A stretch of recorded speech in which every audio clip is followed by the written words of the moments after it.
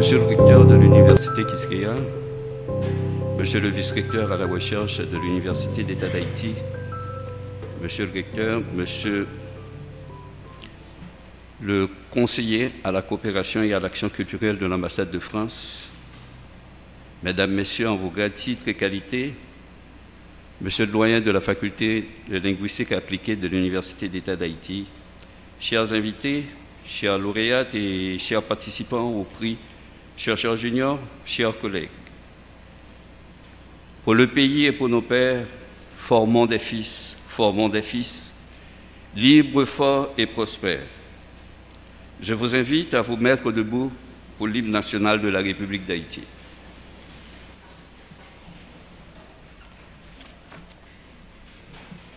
Ou Haïti, pays ancêtres, yo c'est pour marcher, mais non la mer, non mi-temps, pas fait pour guetter, nous fait pour une seule mettre, nous en nous marcher. Mais non, la mer pour Haïti, cabine bibelle, en nous, mettez ensemble pour Haïti, oh non, toutes ancêtres, yo.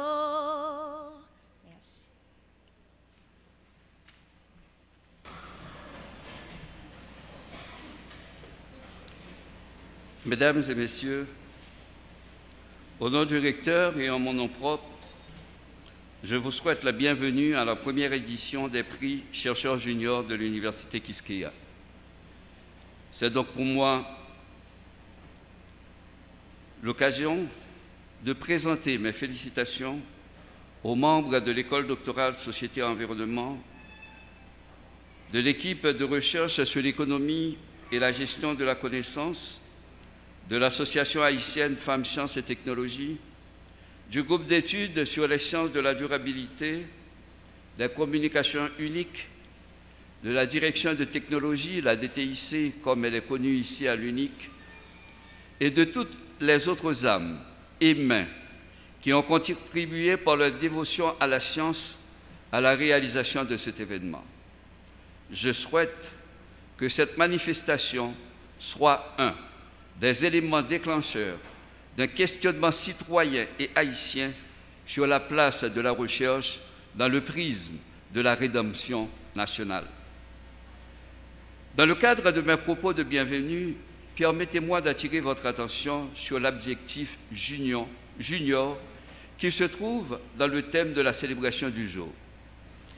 Selon le dictionnaire Le Robert, l'adjectif junior se rapporte à une catégorie intermédiaire entre celle des seniors et celle des cadets. Les prix juniors semblent donc, d'une part, s'inscrire dans cette démarche de catégorisation puisqu'ils sont ouverts uniquement aux étudiants des programmes de 2e et 3e cycle, donc des programmes de formation à et par la recherche, et d'autre part, s'appuyer sur les relations interculturelles entre plusieurs générations. Cette interprétation ou compréhension de ces prix nous invite à l'intériorisation d'une des strophes de la Dessalinienne. Pour le pays et pour nos pères, formons des fils libres et prospères.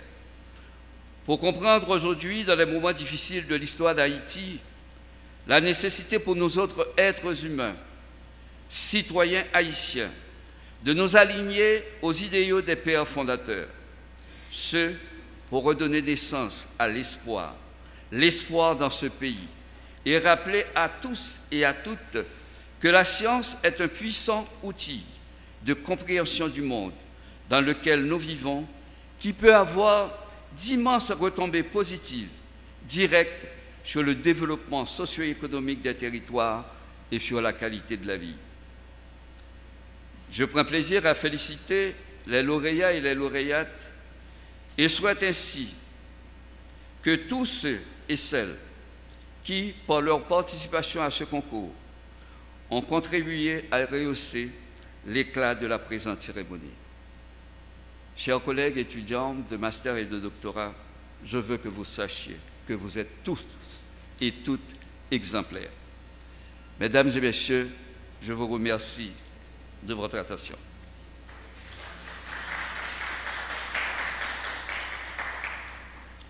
Et maintenant, j'ai le privilège d'inviter Dr Jasmine César, docteur en mathématiques, responsable de l'équipe de recherche sur l'économie et la gestion de la connaissance, laquelle équipe est membre organisateur de cette cérémonie, pour son mot de circonstance.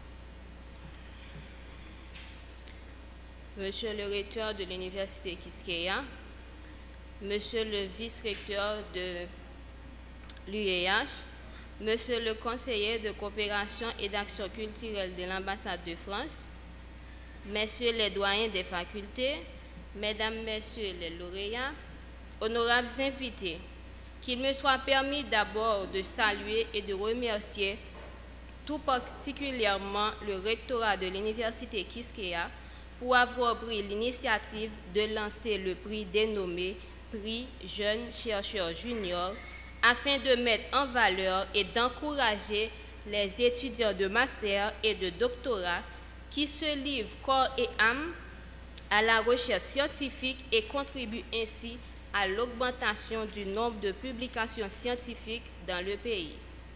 La mise en œuvre de ce prix va nous offrir l'occasion de nous retrouver chaque année pour jeter ce nouveau regard sur les efforts de nos universitaires qui embrassent la recherche comme l'un des axes fondamentaux de leur recherche professionnelle. Elle devra également nous conforter dans notre ambition de monter une solide équipe de recherche sur l'économie et la gestion de la connaissance au service non seulement de l'Université Quisqueya, mais de la communauté universitaire dans sa globalité, dont la quasi-totalité des étudiants et étudiantes sont confrontés à des contraintes de toutes sortes pour mener à bien leur mémoire de maîtrise ou leur thèse de doctorat. Il n'est donc pas étonnant que, dans de telles conditions, la productivité de nos jeunes chercheurs soit relativement pauvre par rapport à bon nombre de pays dans la région caribéenne. Nous voici donc réunis ce matin pour procéder à la première cérémonie de remise de prix chercheurs juniors à des universitaires débutants dans l'activité de recherche, mais qui se sont distingués par leur esprit d'initiative et d'originalité et la qualité de leur travail. L'instauration de ces prix doit être interprétée comme un élan vers le monde de la recherche, comme un témoignage de reconnaissance de l'Université Quisqueya envers les mémorants et les doctorants participant au concours et également envers les professeurs qui se sont défoncés pour leur fournir un encadrement de qualité développant chaque jour davantage au sein de l'institution une véritable culture de l'excellence. Elle doit être le théâtre d'une saine compétition entre les universitaires de deux sexes du pays pour la promotion de la recherche scientifique et l'amélioration de la productivité des documents scientifiques dans le pays. Nous voudrions profiter de la circonstance pour souligner que notre investissement dans l'analyse des informations disponibles dans la base de données empirique mise en place en janvier 2020 mesure dans la productivité scientifique des chercheurs de l'Université Quisqueya sur ResearchGate, oriente aujourd'hui notre champ de recherche dans le domaine de la scientométrie, où nous utilisons des indicateurs bibliométriques pour mesurer la productivité scientifique des chercheurs et équipes de recherche de l'Université Quisqueya. Fondé sur l'analyse statistique de grandes séries de références bibliographiques issues des bases de données, la démarche scientométrique soulève deux problèmes. Celui de l'adéquation entre les méthodes utilisées et les objectifs à atteindre d'une part, et celui de la pertinence d'un modèle scientifique inhérent à cette discipline d'autre part. L'approfondissement de la réflexion sur l'évaluation de la productivité scientifique à partir des indicateurs bibliométriques conduit à retenir, dans un premier temps, que l'évaluation institutionnelle des chercheurs et de l'activité scientifique sont basées sur le volume des publications scientifiques et le nombre de citations qu'elles reçoivent. C'est un défi continu et nous devons, chacun à son niveau de responsabilité, nous en imprégner suffisamment pour influencer positivement nos travaux intellectuels avec toute la détermination et l'énergie nécessaires. Faisons donc en sorte que ce prix se crédibilise davantage pour le bénéfice de tous. La reconnaissance du mérite est un impératif dans la recherche scientifique. Elle contribue sans nul doute à inculquer davantage aux 4 chercheurs de bonnes habitudes pour continuer à produire encore mieux et creuser davantage là où le développement harmonieux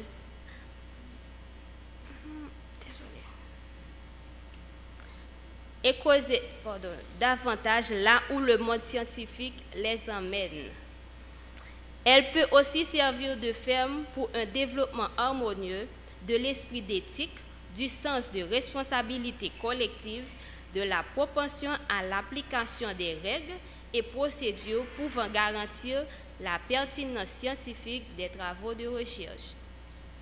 Encore une fois, nous voudrions féliciter le rectorat pour cette initiative particulièrement courageuse en faveur des chercheurs juniors qui est de nature à stimuler des jeunes générations d'universitaires à embrasser une carrière de chercheur. L'histoire mondiale nous a appris qu'aucun pays ne peut véritablement accéder au développement sans appuyer sur la recherche scientifique. Nous prenons plaisir à adresser nos félicitations aux heureux gagnants, en particulier à l'ensemble des participants. Formons le vœu que vous soyez des modèles et que vous ayez la force de garder le flambeau allumé pour continuer le travail entamé. Que l'Université Quisqueya continue d'être une université dynamique et performante vers la diffusion de la culture scientifique et technique. Merci de votre aimable attention.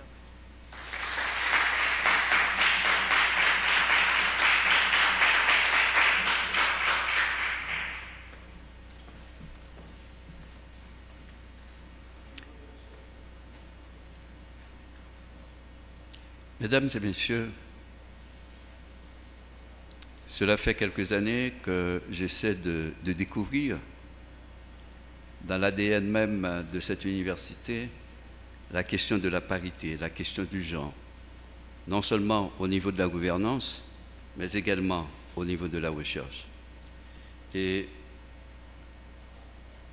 cette présence génétique a conduit l'université en 2007 à procéder à la création de l'association haïtienne Femmes Sciences et Technologies,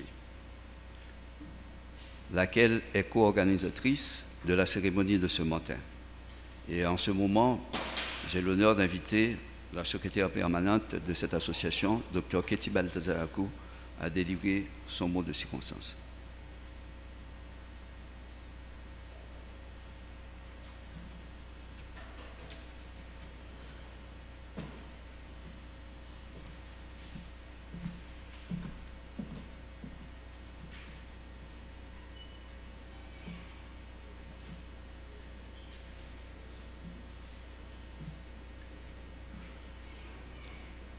Monsieur le recteur de l'Université Quisqueya, Messieurs les vice-recteurs de l'UNIC, Monsieur le vice-recteur à la recherche de l'Université d'État d'Haïti,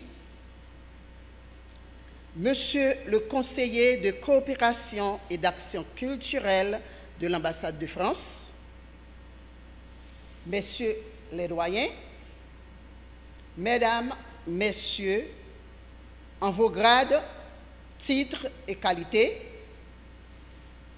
chers invités, chers lauréates et lauréats des prix chercheurs juniors, chers collègues.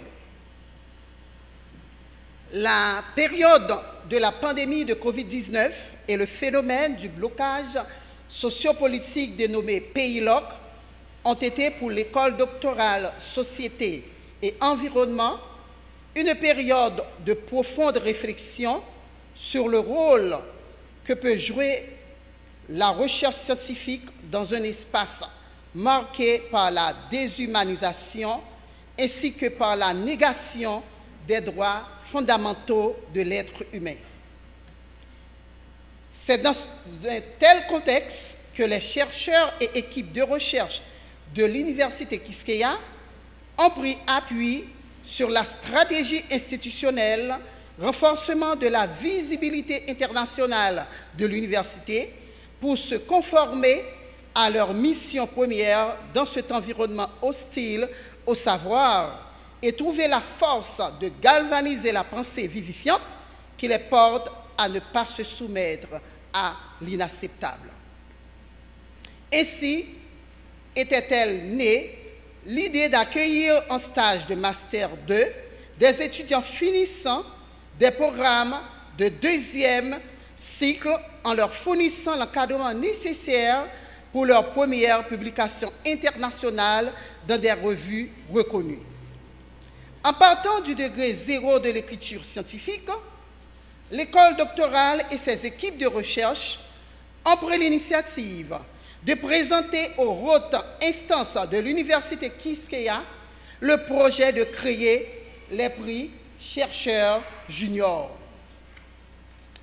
Les prix chercheurs juniors masculins et féminins visent à promouvoir la notion d'assurance qualité dans les programmes de formation à et par la recherche de l'Université Quisqueya et à susciter parmi les jeunes universitaires des vocations pour la recherche scientifique.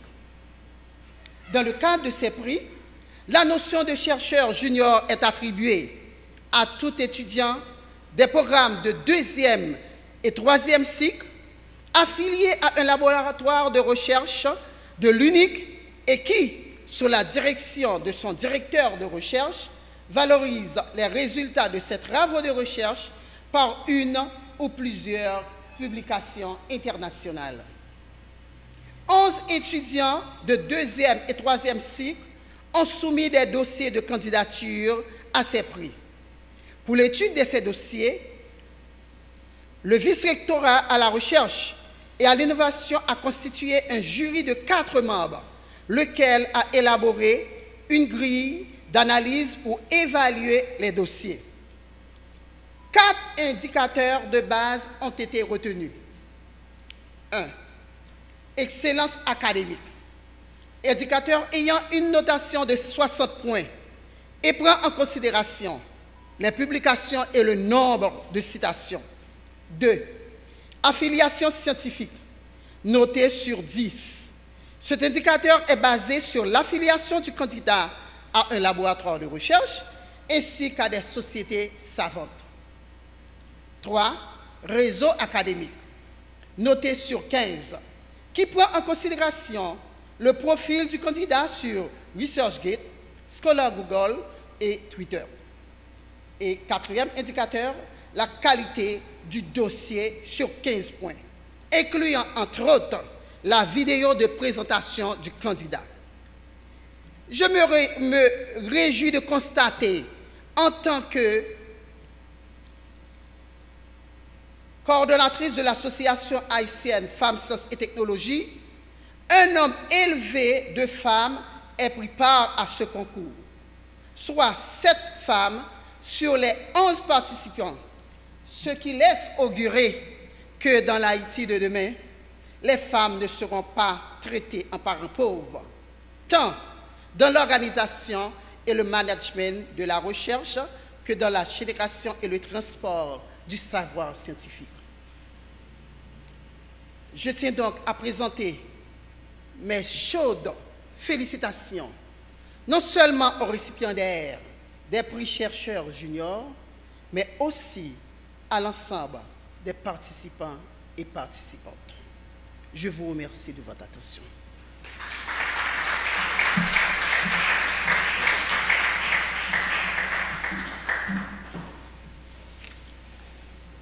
Mesdames et messieurs, chers invités, permettez-moi de partager avec vous l'idée d'un message qui m'a été adressé en ma titre et qualité ici à l'Université Quisqueya au cours du mois de décembre. C'était au début du mois de décembre, j'ai reçu un message d'un collègue, mais quand j'ai ouvert le message, j'ai vu qu'ils étaient 7 collègues. 7. Alors, j'ai dit, mais qu'est-ce qui ne va pas? Pourquoi 7? Eh bien, l'idée, 7 docteurs, membres du laboratoire de recherche de l'Université Quisqueya, ont jugé utile de questionner les avancements du pays dans l'atteinte des ODD. Et ils se disent, conformément à l'arrêté du 30 juin 2020, réglementant en fait l'enseignement supérieur et la recherche en Haïti, et vu qu'ils ont passé leur doctorat en France, ils ont pris la décision de se réunir pour constituer un groupe solidaire vers l'atteinte de l'HDR. Mais une HDR qui ne serait pas une HDR pour aller travailler en France, mais une HDR pour mieux accompagner Haïti dans la tête des ODD. Et ils ont décidé de créer le groupe d'études, un groupe de réflexion, sur les sciences de la durabilité. Alors, ce qui est intéressant dans ce groupe sur les sciences de la durabilité, c'est que depuis le rapport Brundtland en 1987, présentant le concept de développement durable, il y a pas mal de discours sur le développement durable. Et même quand les Nations Unies ont présenté en 2015 les 17 objectifs et les 169 cibles, mais le socle, le ciment scientifique permettant de les atteindre n'est pas encore défini. Il y a eu entre-temps des chercheurs qui se disent, c'est quoi? Il faut aller vers de sustainability sciences, que nous autres francophones, nous traduisons comme les sciences de la durabilité. Et là, ils ont retenu un ensemble de concepts, la femme et science. Ils ont retenu l'éco-critisme, comment les travaux de Jean-Jacques Romain, les travaux de Jacques-Séphane Alexis et autres romanciers haïtiens sur la protection de l'environnement peuvent être lus, mais avec un esprit critique, prenant en compte les différents défis environnementaux que nous traversons. Il y a une de ses collègues qui veut travailler sur la lexicographie du créole dans les changements climatiques, d'autres sur la scientométrie, d'autres sur science policy, la politique des sciences dans les changements climatiques en Haïti. Qui d'autres, j'ai pas, oui, femmes et sciences, et bon, les autres, je ne me rappelle pas trop, je me fais un peu vieux quand même. Et là, ils ont choisi un des leurs, Dr Bénédicte Paul, pour prendre la parole, puisque ce groupe est également dans l'organisation de cette activité.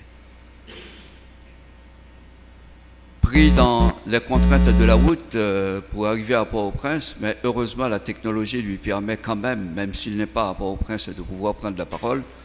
Alors je demande aux collègues de la technologie de bien vouloir permettre via Zoom à Dr Bénédicte Paul de prononcer son mot sur le groupe d'études sur les sciences de la durabilité.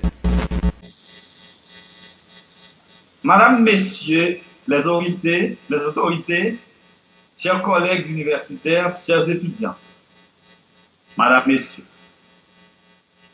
les exercices d'évaluation sont généralement faits dans l'intention de récompenser ceux qui ont fait des efforts et surtout ceux qui se sont prêtés au jeu de la compétition. Dans le monde, les organismes internationaux qui évaluent les pays ont presque toujours octroyé des notes peu enviables à Haïti, en partie à cause du peu d'efforts consentis en matière de sciences. Par exemple, les objectifs de développement durable, ODD 1 à ODD 17, auxquels le pays s'est engagé en 2015, vont certainement aboutir à une évaluation à la hauteur du peu d'efforts consentis pour atteindre ces objectifs. Or, la tête des ODD n'est pas qu'une affaire de gouvernement. C'est aussi une affaire d'engagement citoyen, des engagements universitaires. Le développement durable, ou tout simplement la durabilité, sous-entend une autre équité, entre autres équité intergénérationnelle, du moins dans les premières définitions du développement durable. Cette équité intergénérationnelle suppose à la fois transmission des connaissances et bonnes pratiques aux générations montantes, mais également l'encouragement de ces dernières à poursuivre les efforts et de les porter à s'engager à faire mieux, sinon autant que nous avons essayé de faire. Les prix chercheurs juniors sont le reflet d'une telle dynamique. L'équité, la justice au sens de John Rawls, la transmission, le partage des capacités au sens d'Amartya Sen, c'est en partie ce qui nous a inspiré à créer le groupe d'études sur les sciences de la durabilité, GESD. En fait, il nous faut réfléchir dans une perspective à la fois inter- et multidisciplinaire, avec la capacité de pensée réflexive sur ce que nous faisons comme scientifiques et universitaires. À la question très sérieuse de la durabilité.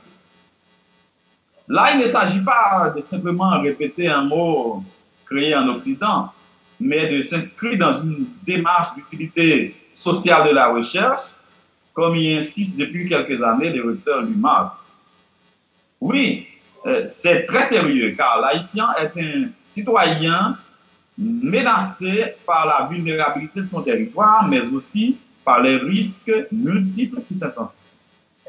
L'Haïtien est menacé comme monde, et en ce sens où un apartheid qui ne dit pas son nom tend à remplacer la lutte historique des classes par celle des minorités de toutes sortes qui excluent les majorités constituées de jeunes, de femmes, de pauvres, etc. Face à cette réalité complexe et terrible, Edgar Morin voudrait bien nous inviter à une pensée complexe. Et nous avons voulu initier ici le débat à l'Université Quisqueya en essayant de répondre à certaines questions importantes comme comment ce que nous faisons à l'Université Quisqueya contribue à améliorer les indicateurs à l'échelle nationale. Comment ce que nous faisons peut servir d'exemple à suivre par d'autres universités afin de restituer le devoir de pensée et de proposition aux savants, aux scientifiques. Un pionnier a dit « Le monde irait mieux si les philosophes dirigeaient ou si les dirigeants philosophaient. » La science est le moteur de ce qui nous amènera vers la mobilité, la durabilité. Cette idée était claire dans le rapport du AAAS intitulé « Science pour Haïti », Science for Haiti, en 2011. Et pour que science ne se confonde pas avec imposture, l'évaluation doit être la règle.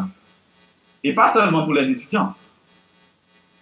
C'est pour cela que j'ai dit bravo aux 4 lauréats, qu'ils trouvent dans les prix un encouragement à prendre le flambeau afin de le passer à la génération d'après. Je dis courage à ceux qui ont participé mais qui n'ont pas gagné de prix. C'est le principe même de l'évaluation compétition. Je dis félicitations au vice-recteur à la recherche et à l'innovation et au rectorat de l'Université Quisqueya qui ont organisé ces prix. Je salue les organismes qui ont soutenu financièrement l'exercice. Et enfin, je dis félicitations à tous ceux, à vous tous et à vous toutes, pour votre participation qui a pour vertu d'encourager les organisateurs de ces prix à planifier dès maintenant le prochain tour pour l'année prochaine. Merci.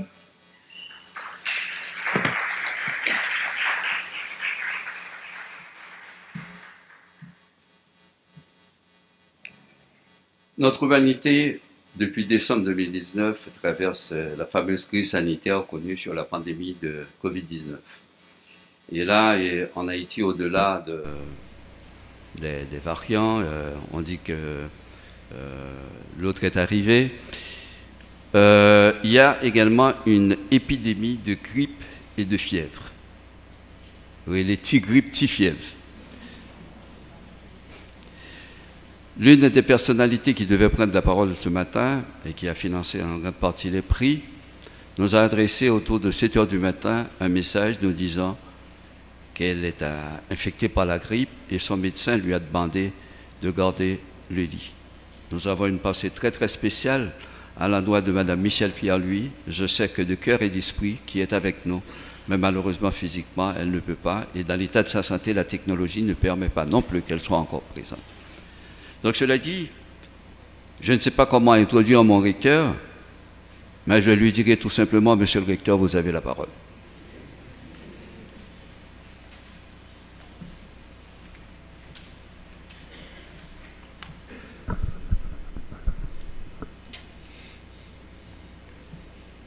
Bonjour tout le monde. Monsieur le vice-recteur, bienvenue. Mais vice-recteurs aussi sont là, mes chers collègues, bienvenue. Cher Jacques-Édouard, content de te voir. Monsieur le directeur du SCAC, chers collègues, bienvenue.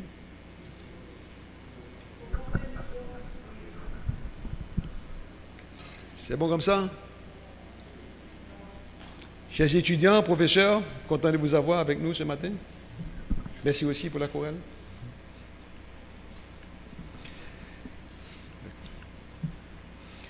Il faut que je commence par remercier et féliciter plutôt les lauréats de ce prix, de ce nouveau prix chercheurs juniors, et leur dire notre satisfaction, mais aussi notre contentement quant à l'effort accompli et aux résultats accumulés pour arriver là. Savez-vous, c'est cet ensemble de petits pas, de petites accumulations successives, même minuscules, accumulations de savoir qui constituent le socle de développement de la science dans une société et qui sont finalement la base du progrès des civilisations. Donc ce n'est pas rien, ce qui vous amène ici aujourd'hui. Je vous invite donc à poursuivre dans la voie choisie, tout en admettant que ce n'est pas une voie facile ici, en Haïti, plus qu'ailleurs, n'est-ce pas, où on sait que les renoncements sont plus importants que les gains, des sacrifices plus importants que les récompenses, mais c'est le bon chemin.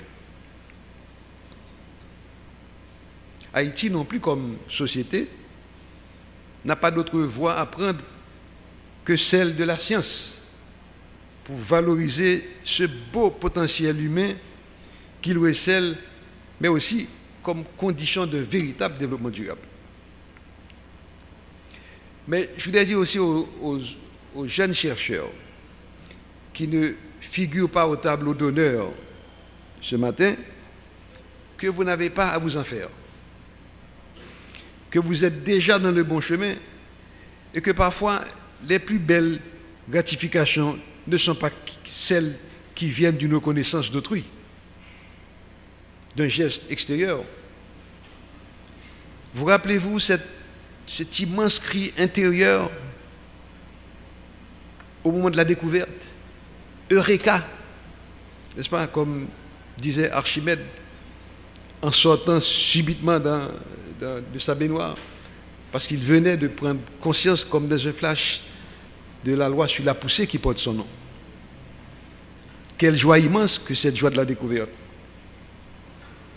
Alors en passant, lorsque cela vous arrive, si vous êtes dans une baignoire, ne faites pas comme Archimède, songez à vous habiller avant de vous précipiter dans la rue. Mais c'est aussi l'occasion pour moi de remercier les sponsors qui nous accompagnent, notamment Focal, qui participe au financement, et le SCAC, qui est souvent présent aux côtés de nous, dans des opérations de soutien à la recherche, où même notre État est souvent absent, malheureusement. Et un mot spécial pour l'association Femmes, Sciences et Technologies, qui travaille à promouvoir l'accès de la science aux femmes. Quand j'ai su qu'il y avait une mathématicienne qui venait d'avoir soutenu sa thèse à l'UA, aux Antilles, j'ai dit, mais elle doit être chez nous. Donc elle est depuis lors chez nous aussi, pour donner un message. Mais aussi, elle est en train de paver la voie pour que d'autres mathématiciennes comme elle viennent renforcer le rang des femmes scientifiques dans ce pays. Alors, mes félicitations aussi, j'allais l'oublier, parce qu'il est caché derrière moi, hors de ma vue, à mon vice-recteur Evans Emmanuel, et aussi à ses collègues, à sa belle équipe de l'école doctorale, pour cette très opportune et belle initiative. Pas seulement pour l'acte de reconnaissance, ce qui est déjà une chose très rare dans le milieu, on ne fait pas ça, mais surtout de nous donner un prétexte ce matin pour nous réunir dans un contexte aussi adverse, pour nous réunir autour de la science, dans une action pour la promotion de la recherche scientifique. N'est-ce pas une provocation par rapport au milieu, quand on sait ce qui se passe autour de nous? Donc merci Evans. Nous mesurons tous le poids de cet enfer dans lequel Haïti se trouve plongé depuis, disons, 2018. Des décapitalisations de toutes sortes, décapitalisations économiques, institutionnelles, mais aussi décapitalisations cognitives qui affaiblissent le potentiel collectif de notre société. Nous, ici à Quisqueya, on a vécu des moments tellement difficiles où nous avons été amenés à être pris par le doute existentiel, même parmi les plus optimistes d'entre nous. Est-ce que le projet d'un système universitaire de qualité n'est pas une chimère en Haïti? Est-ce que les institutions, sur le modèle de celles que nous nous attelons à construire, ne sont pas en train de devenir une espèce en voie de disparition? Alors, malgré toutes ces difficultés, ces questionnements, vous savez que, paradoxalement, cette courte période de notre histoire trentenaire est peut-être, malgré tout, l'une des plus intenses, l'une des plus riches en innovation scientifique et académique. D'où le message qu'il ne faut pas craindre d'innover, d'inventer. Il ne faut pas cesser de labourer, même devant les épreuves les plus difficiles. Alors, quelques exemples. Je vais rester uniquement dans le registre de la recherche, en ignorant tout ce qu'on a fait comme innovation dans l'espace académique. Okay? Les nouveaux programmes, les nouvelles heures de formation, et dans les services à la société, l'incubateur des jeunes. En avril 2019, on a créé un nouveau laboratoire de recherche sur les zoonoses et intoxication alimentaire. Grâce à la venue chez nous d'une perle, cet expert connu de rang international, professeur Maximilien, laboratoire qui cherche à appréhender la dynamique de distribution des agents pathogènes liés aux zoonoses et intoxication alimentaire dans les populations animales et humaines, comme vous le dites souvent, professeur, selon une approche intégrée à l'interface homme, animal, environnement. Bon départ. Mai 2019, création de l'équipe de recherche sur les changements climatiques, rattachée à l'école doctorale. Équipe qui cherche à explorer la variabilité climatique et ses impacts sur les cycles hydrologiques des écosystèmes continentaux et marins côtiers durant les derniers millénaires, avec une attention toute particulière aussi sur l'anomalie climatique de la période médiévale, dont les conditions climatiques sont certainement comparables aux conditions récentes. Février 2021, création de l'équipe de recherche sur l'économie et la gestion de la connaissance. Équipe qui cherche à explorer les différents outils utilisés au Nord pour mesurer la productivité scientifique des chercheurs et laboratoires de recherche et évaluer leur applicabilité dans la recherche au Sud. Les termes de recherche privilégiés concernent évidemment la productivité, mais aussi l'équité de genre. La productivité scientifique dans le domaine de l'éducation, de l'économie et la gestion, des sciences de la vie et de la terre, des études urbaines, domaines dans lesquels nous sommes déjà présents dans d'autres laboratoires.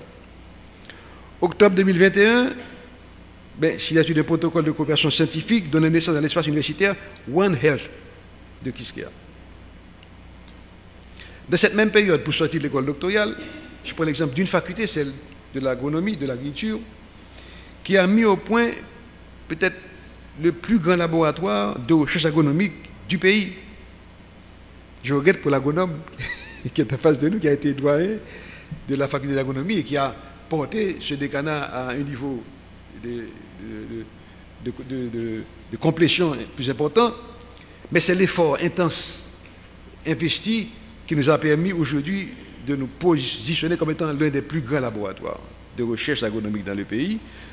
Nous sommes aujourd'hui présents dans 4 départements, Ouest, Sud, Artibonite, Centre, dans lesquels nous animons 12 stations de recherche expérimentale, réparties sur 10 communes, avec comme partenaires de prestigieuses institutions universitaires américaines, Cornell, Kansas State, Colorado, mais aussi des centres de recherche européens, parmi les plus prestigieux comme le CIRAD, France, ou des partenaires respectables du Sud, au Sénégal, au Costa Rica et au Guatemala, au Honduras, pardon.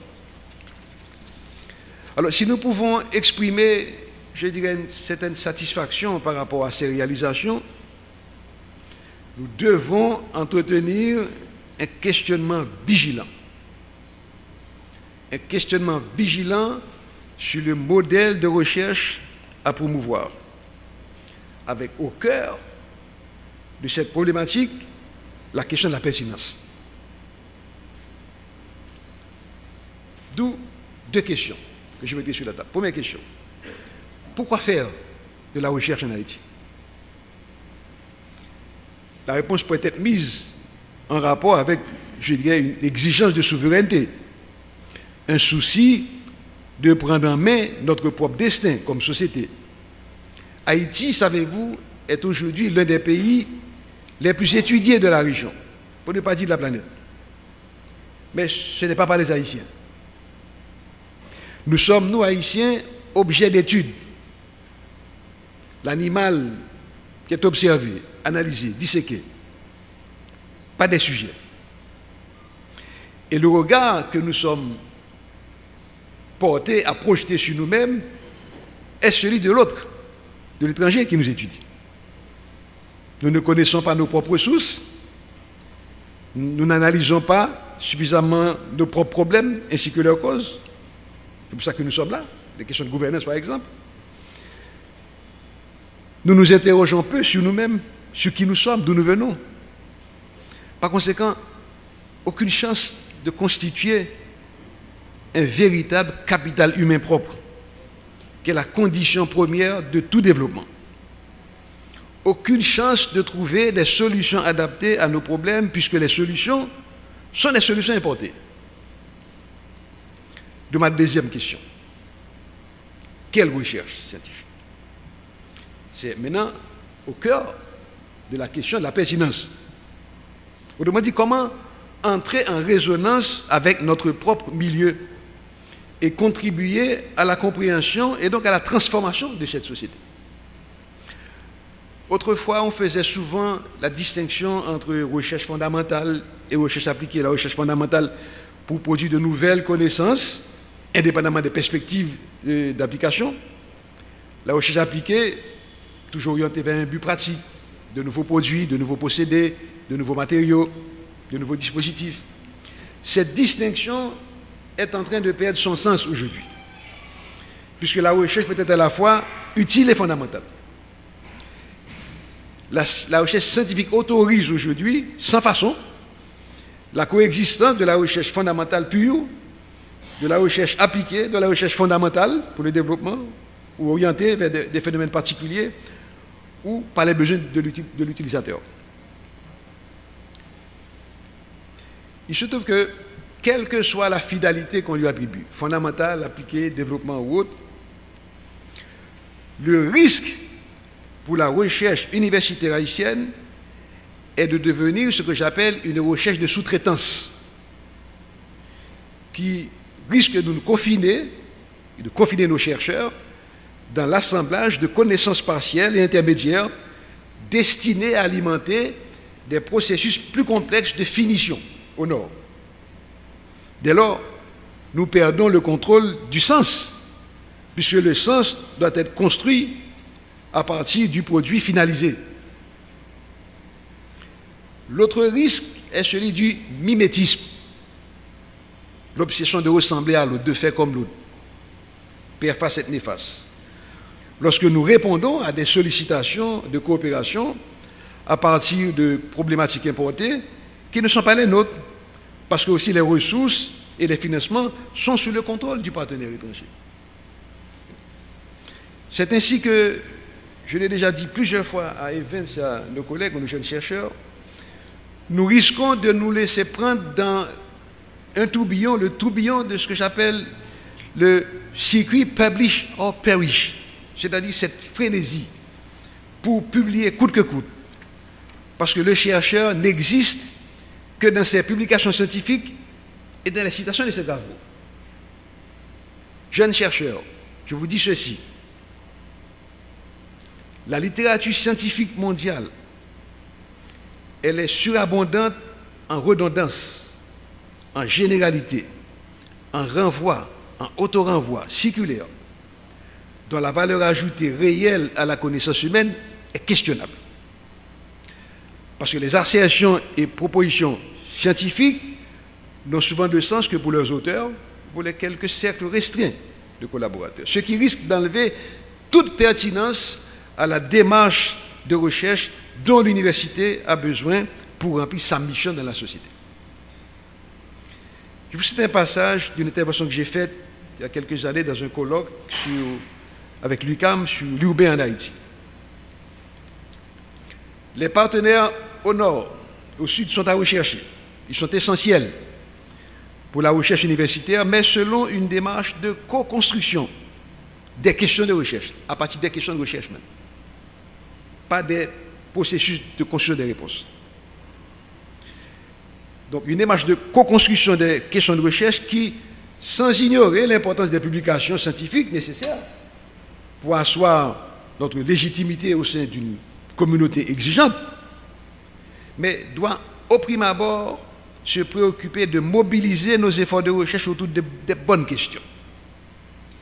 Pour cela, il est bon de partir de l'existant, de tenir compte de ce qui se fait déjà et qui exprime en quelque sorte les réponses spontanées que les acteurs du milieu, avec tous les déficits et la précarité des moyens que les moyens impliquent, apportent aux problèmes qu'ils ont eux-mêmes identifiés.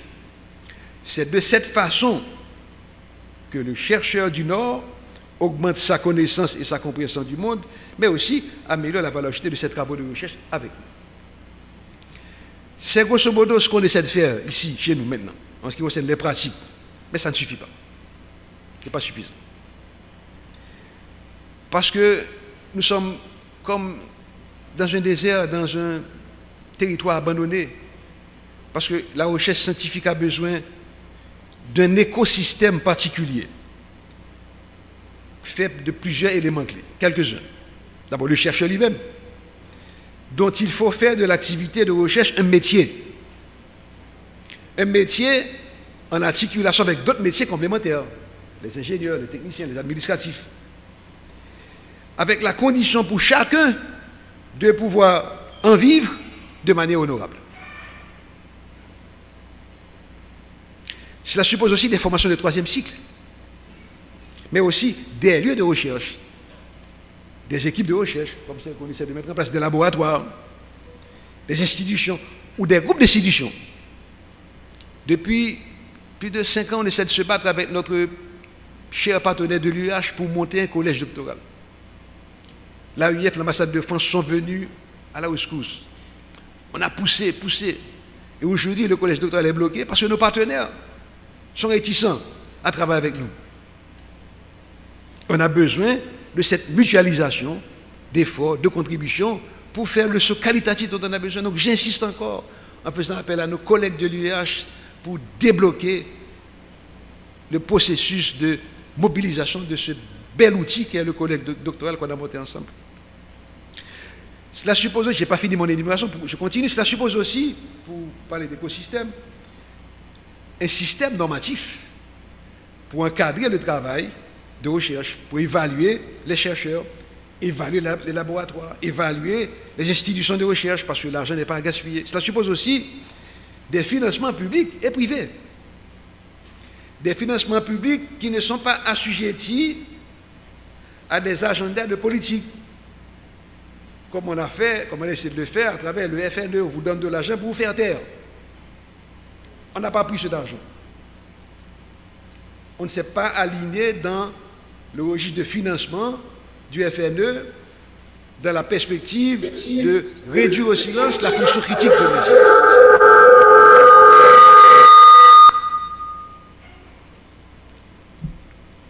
Donc il faut des financements publics et privés qui ne sont pas assujettis à des agendas politiques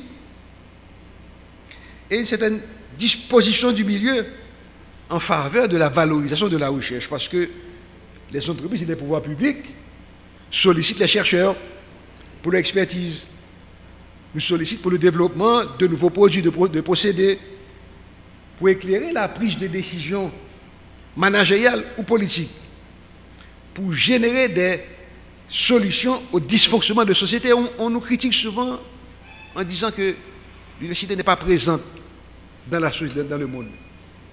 Mais il faut qu'on soit interpellé.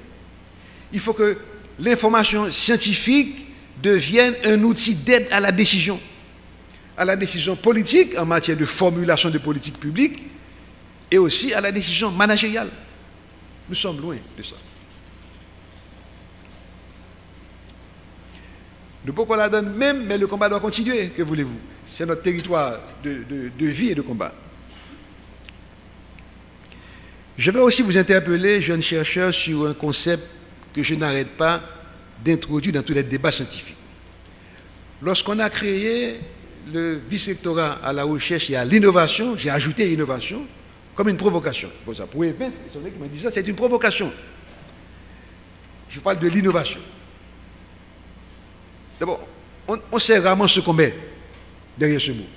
Moi, j'ai été dans plusieurs groupes de recherche en France, au Canada, sur l'innovation, et je vous assure qu'on a pas mal tourné en rond. 6 mois pour tourner en rond, pour se mettre d'accord sur ce que ça veut dire, ce que ça implique. Okay?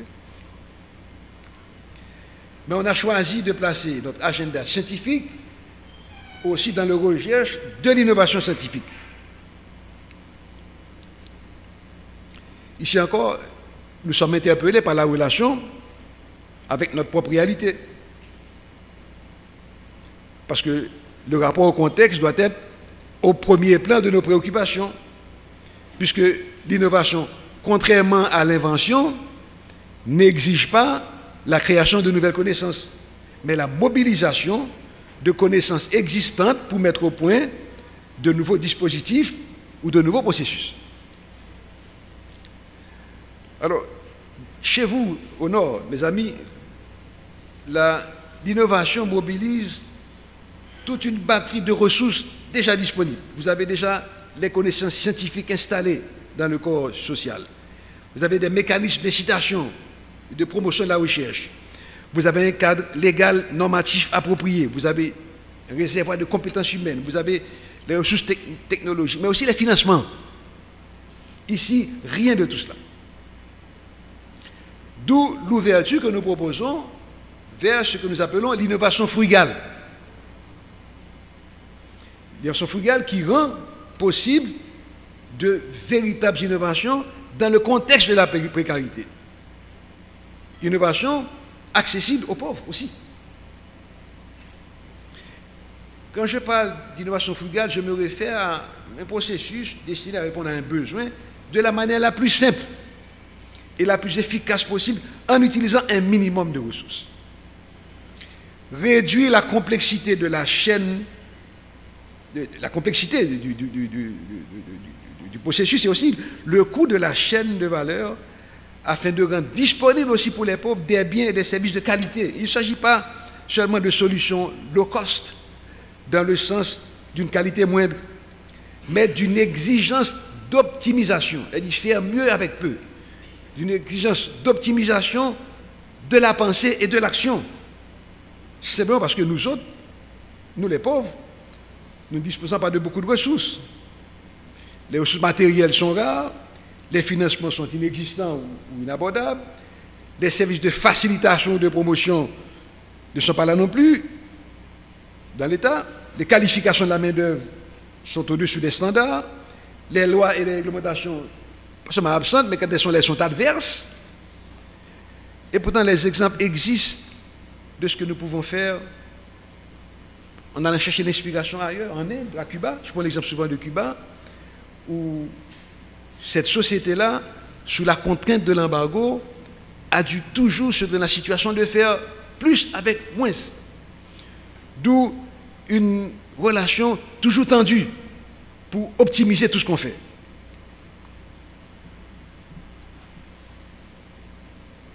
Mais savez-vous aussi chez nous, peut-être pas dans le domaine scientifique au sens pur, mais on a des exemples d'innovation frugale. Quand nous pensons à nos artisans, à nos artistes, à ces artisans de la Saline, de la Croix des Bouquets, qui façonnent à partir de déchets ou des matériaux de récupération les plus belles œuvres du monde. Que tu vas leur ajouter économique, puisque ça coûte de l'argent, ça. C'est l'innovation frugale. Alors, pour notre société, cela peut vouloir dire que nous acceptons d'imaginer un monde avec un nouveau modèle de production et de consommation qui réfute la culture de la surabondance, qui réfute la culture du gaspillage et de surconsommation à laquelle les pays développés nous ont accoutumés. Ce n'est pas une fatalité et nous pouvons échapper à cela. Mais quand je dis ça, n'allez pas croire que je propose de mettre un carcan, des limitations au travail du chercheur. Cela étant, il faut donner toujours au chercheur un espace de liberté propre. Je vais donner un exemple qui m'a toujours frappé. Savez-vous que le prix Nobel de médecine en 2006, il a été accordé à deux Américains, deux chercheurs américains, Andrew Fire et Craig Mello. Vous savez pourquoi? Pour quel travail? Parce qu'ils ont réalisé des travaux sur les molécules de l'ARN interférence, ce qu'on appelle ARNI, comme docteur Mété, dont l'importance allait se révéler cruciale dans le traitement de certaines pathologies humaines à cause de leur pouvoir de contrôle du fonctionnement du génome. C'est ça le travail des chercheurs. Vous savez, au départ, comment ils sont arrivés là, sur quoi ils cherchaient? Mais les recherches portaient sur les couleurs des pétunias. Donc une plante, une fleur répandue en Amérique latine. Une question tout à fait anodine et banale, dont on avait peine à voir l'utilité au prime abord. Et pourtant, c'était le point de départ d'un prix Nobel. Donc, il faut donner aux chercheurs la pleine liberté en misant aussi sur son intuition, même si on met en place un cadre. Okay? Donc, c'est l'équilibre que je fais entre ce que je mets comme structure d'encadrement et comme degré de liberté. Donc, la question finale sur laquelle je vais m'arrêter, et en dit tout cela, parce que je suis aussi interpellé, même si je ne suis pas un chercheur actif, je l'ai été dans une partie de ma vie. Question finale pour nous tous ici. Quel est le rôle de l'université? Ça n'a fait là.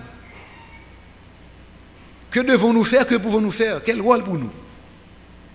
Mais je dirais peut-être montrer la voie vers une autre façon de concevoir le développement sans être obstiné à vouloir remplir les manques. Parce que chaque fois que quelque chose manque, on veut que ça soit là. En refusant l'obstination de vouloir toujours remplir les manques, en émulant ce qui se fait ailleurs, mais en restant à l'écoute de nous-mêmes, pour bien nous connaître. Mais le projet des philosophes grecs, le Niotisauton, connaître toi-même, est un projet permanent.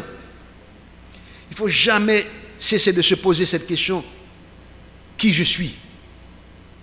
De faire cette exploration intérieure, moi-même, dans mon intérieur, mais aussi dans mon environnement. Donc le rêve de Niotisauton, de connaître toi-même, est un rêve permanent pour tout chercheur.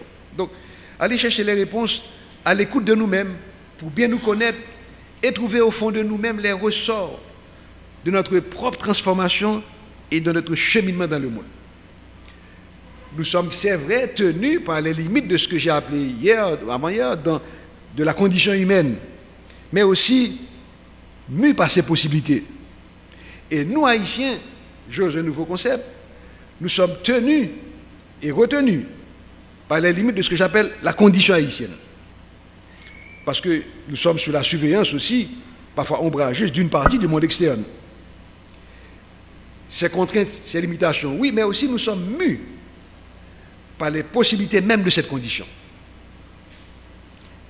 Possibilités acquises au moment de notre naissance comme nation. avec un message nouveau pour l'humanité, qui est un message de lumière. C'est pour ça que je dis souvent, malgré tout ce que vous voyez aujourd'hui autour de nous, malgré les déboires, les difficultés, les calamités, les désastres naturels comme les désastres humains, eh bien, je garde l'espoir et je dis toujours que Haïti est un diamant. Haïti est un diamant caché sous la gangue. Et notre travail, c'est de labourer pour nous débarrasser de cette gangue et faire briller ce diamant à la face du monde. N'est-ce pas une belle mission pour l'université? Merci beaucoup.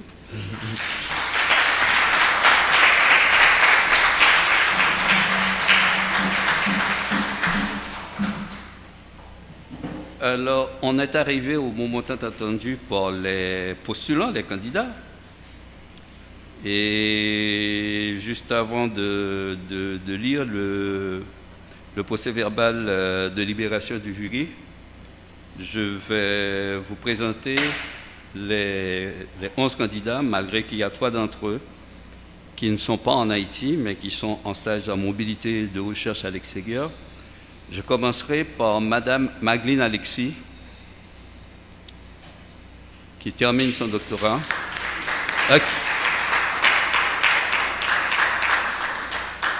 J'anticipe Magline, qui termine son doctorat, mais qui vient de terminer son master.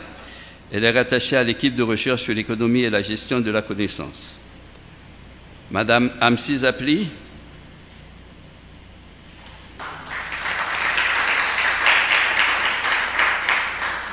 doctorante à l'équipe de recherche sur les changements climatiques. Monsieur Mohamed Blanc, qui n'est pas en Haïti, qui est actuellement à Bondier à l'IRD à Paris pour ses analyses de laboratoire. Monsieur Gassendi Calix.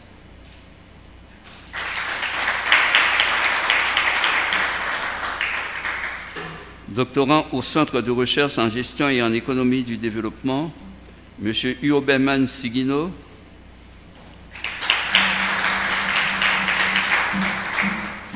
Doctorant au Centre de recherche en gestion et en économie du développement, Madame Daphné Michel.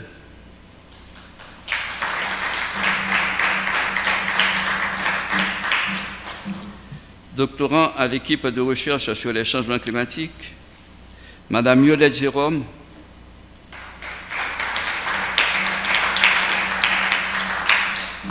Doctorante au Centre de recherche et d'appui aux politiques urbaines, Madame Yousli Joseph.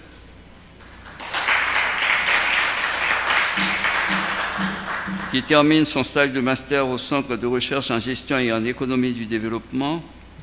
Monsieur Kenny Moïse est actuellement aux États-Unis. Il est rattaché à l'équipe de recherche sur l'écologie des maladies infectieuses et tropicales. Madame Raymond nous suit via Zoom. Elle est doctorante à l'équipe de recherche sur les changements climatiques. Elle est actuellement à Paris. Et Madame Daphné de Saint-Louis,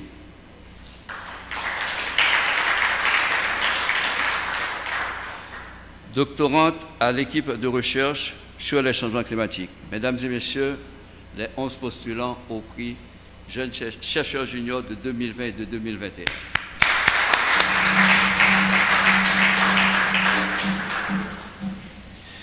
Dans sa présentation, ma collègue Dr Ketty Baltazarakou a parlé, bien entendu, de la grille d'évaluation.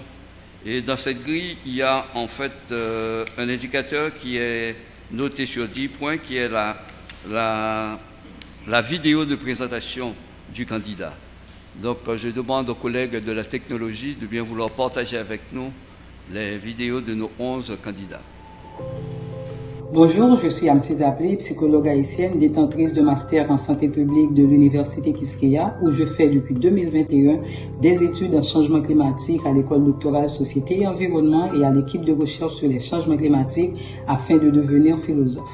Ma thèse vise à développer en co-construction un modèle de diffusion de connaissances pour l'adoption de comportements d'atténuation et d'adaptation des effets des changements climatiques sur la santé humaine et l'agriculture à partir des représentations sociales de la population de Rivière-Monstic dans le nord-ouest d'Haïti. Je suis membre de l'Association américaine de psychologie et de l'Association haïtienne Femmes Sciences et Technologies. Ma biographie scientifique compte 3 post-reviews, une conférence internationale, 4 articles, dont 3 publiés dans des revues internationales et une en attente de publication. J'ai un score de 5.61 et un H-index de 3 sur ResearchGate. Ma devise, ne jamais abandonner pour le bien d'autrui et de soi. Bonsoir. Je me présente, je réponds au nom de Gaston Zikalis, doctorant au Centre de recherche en gestion et en économie du développement, à l'école doctorale EDSE de l'Université Quisqueya.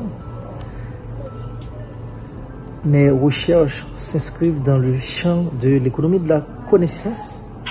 Mon sujet de thèse s'intitule « Intelligence économique, savoir formel et informel en Haïti ».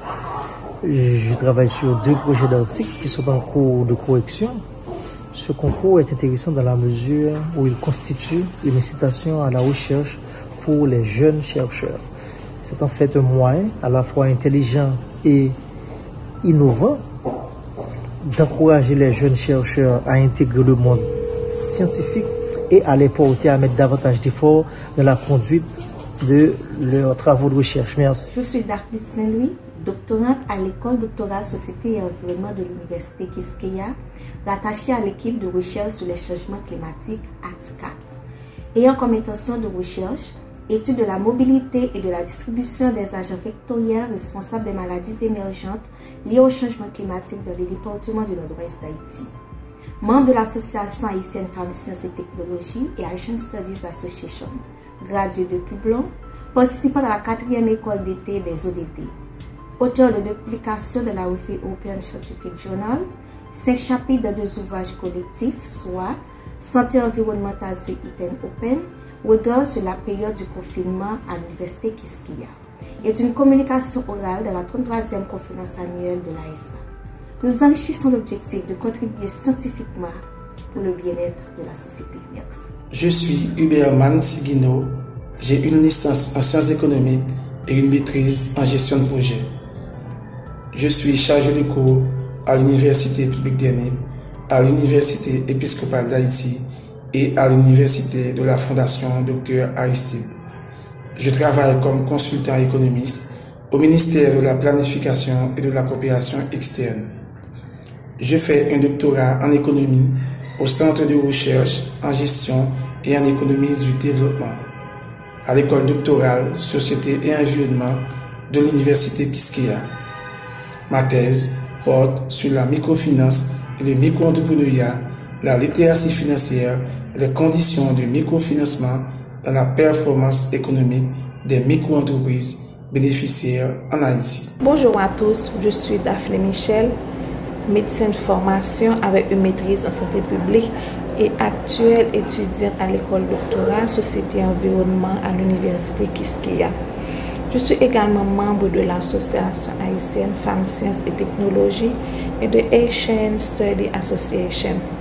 En effet, je suis auteur et co-auteur de plusieurs articles des sujets pertinents, dont celui que j'ai fait la présentation lors de la 3e conférence annuelle sur l'étude diagnostique des parasitoses intestinales à l'hôpital de Fermat. Mon objectif en tant que femme, c'est de voir plus de femmes haïtiennes dans la recherche. Merci. Bonsoir, je suis le docteur Kenny Moïse, médecin et étudiant en santé publique à l'Université de Floride. Depuis 2018, je suis chercheur associé au niveau de l'équipe de recherche sur l'écologie des maladies infectieuses et tropicales à l'Université Quisqueya. Mes travaux de recherche portent sur le choléra, plus précisément ses aspects biologiques, sociaux et environnementaux. Je travaille également sur la surveillance épidémiologique de la COVID-19 en Haïti, ainsi que le paludisme. Merci pour votre soutien. Bonjour, je suis Magdalene Alexis. J'ai une licence en sciences administratives de la FSEA. J'ai fait un master en aménagement et développement urbain des quartiers précaires de la FSGA. Et je suis actuellement en stage prédoctoral à l'équipe de recherche sur l'économie et gestion de la connaissance.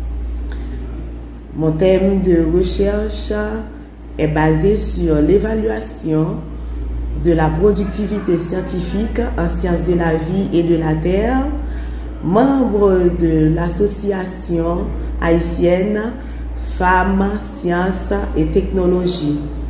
Je suis auteur d'un article scientifique, d'un chapitre d'ouvrage et d'une communication orale internationale.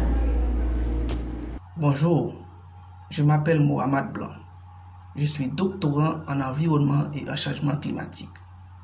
Je suis affecté au laboratoire de recherche sur le changement climatique de l'Université Quisqueya et au laboratoire d'océanographie et du climat de l'IRD.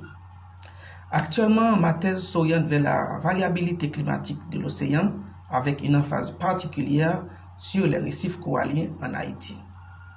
Je travaille sous la direction du professeur Evans Emmanuel et du professeur Abdel Fattah Sifeddine.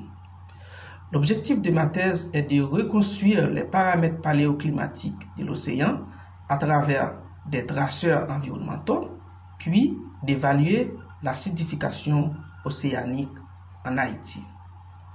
Merci. Bonjour, je suis Raymond, doctorante en première année à l'ERC2 de l'Université Quisqueya. Mes 2 masters en politique comparée, société et développement et en études stratégiques m'ont ouvert la voie afin de faire des recherches sur la création et la mise en œuvre des politiques publiques, particulièrement en Haïti.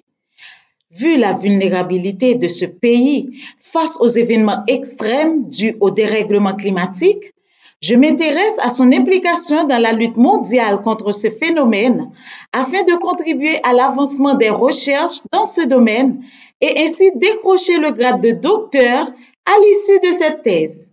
D'où le titre de mon sujet, Haïti et ses politiques publiques dans la gestion du 13e objectif de développement durable dans le prisme des actions internationales, rôle de la politique scientifique, enjeux et perspectives. Je vous remercie tous de votre écoute. Bonjour, je suis Yolette Jérôme, architecte de formation, détentrice d'un master en développement urbain et régional.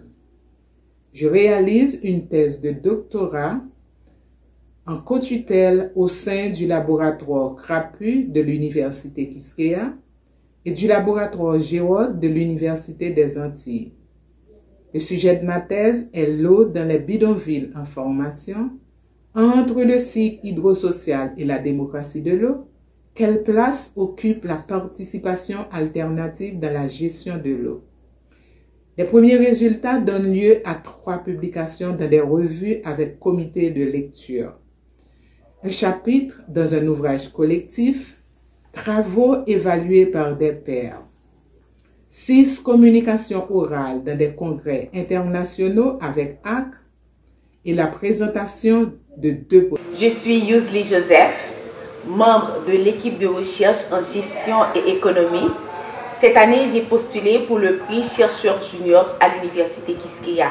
Et mon travail de recherche porte sur la mesure de la productivité scientifique des chercheurs en économie et gestion, cas de l'Université Quisqueya, Haïti. Le jury de délibération, je vais voir si ma mémoire est bonne, composé de 4 personnes. Dr Ketty Baltazarakou, Dr Jasmine César, Dr Bénédicte Paul et moi-même, après étude des dossiers, avons recommandé au rectorat de décerner à M. Kenny Moïse le prix de jeune chercheur masculin pour l'année 2020. Kenny Moïse à l'équipe de recherche sur l'écologie des maladies infectieuses tropicales et parasitaires. Le jury a également recommandé au rectorat de décerner le prix jeune chercheur féminin 2020 à Mme Yolette Jérôme, doctorante au Centre de recherche et d'appui aux politiques urbaines.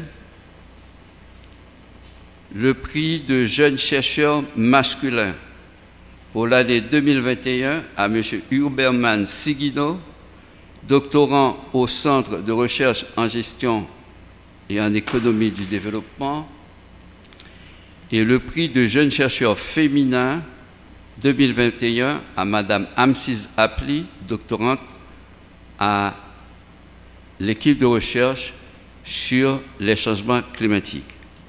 Et maintenant, j'ai l'honneur d'inviter Monsieur le recteur de l'université, Monsieur le conseiller à la coopération et à l'action culturelle, Monsieur le Premier ministre et notamment notre cher professeur Jacques-Édouard Alexis,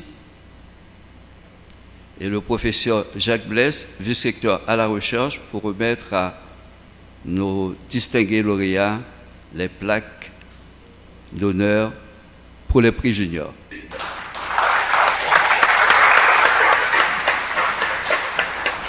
Monsieur Kenny Moïse, qui n'est pas en Haïti, a demandé à Monsieur Gassendi Calix de recevoir sa plaque.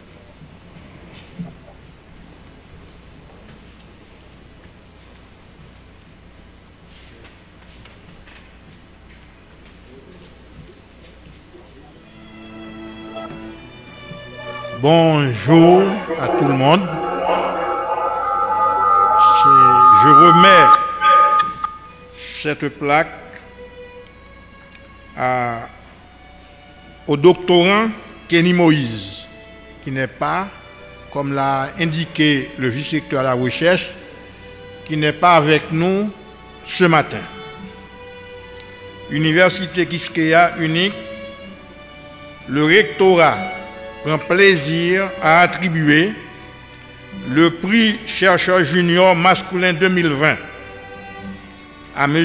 Kenny Moïse, chercheur associé au sein de l'équipe de recherche sur l'écologie des maladies infectieuses et tropicales de l'Université Quisqueya, pour son exemplarité dans le rayonnement scientifique de son laboratoire.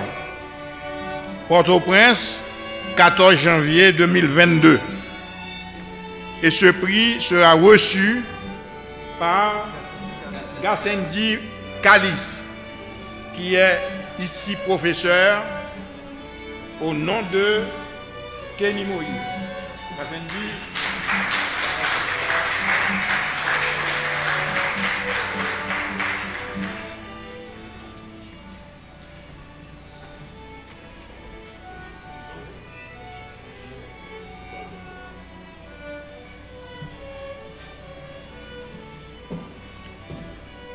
Université Quisqueya, le rectorat prend plaisir à attribuer le prix chercheur junior féminin 2021 à Madame Amsiz Apli, doctorante au sein de l'équipe de recherche sur les changements climatiques ERC2 de l'Université Quisqueya pour son exemplarité dans le rayonnement scientifique de son laboratoire. Port-au-Prince, 14 janvier 2022.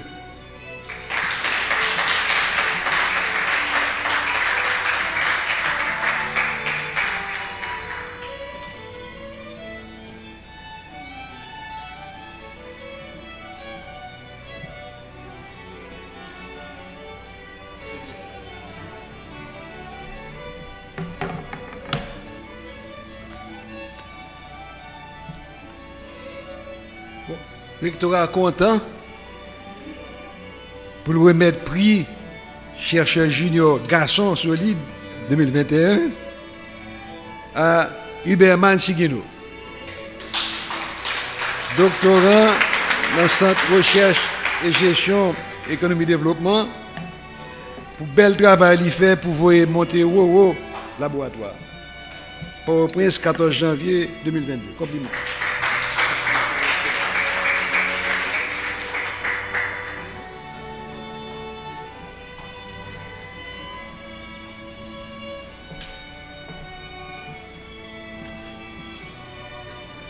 Le rectorat prend plaisir à attribuer le prix chercheur junior féminin 2022 à Madame Yolette Jérôme, doctorante au Centre de recherche et d'appui aux politiques urbaines de l'Université Quisqueya, pour son exemplarité dans le rayonnement scientifique de ce laboratoire.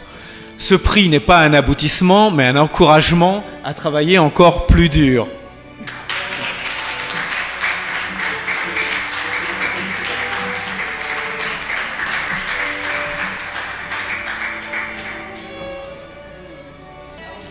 Il est de coutume qu'on donne la parole aux lauréats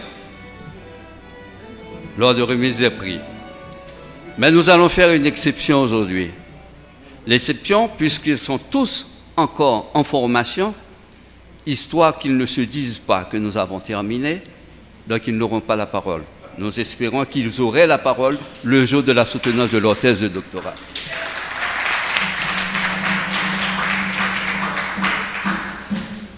Mesdames et messieurs, il va y avoir un petit cocktail. Je ne dis pas qu'on va mettre fin, mais je dirais tout simplement, nous nous donnons rendez-vous le 2e ou 3e vendredi de janvier 2023 pour la seconde édition des prix Jeunes Chercheurs de l'Université Quisqueya. Merci.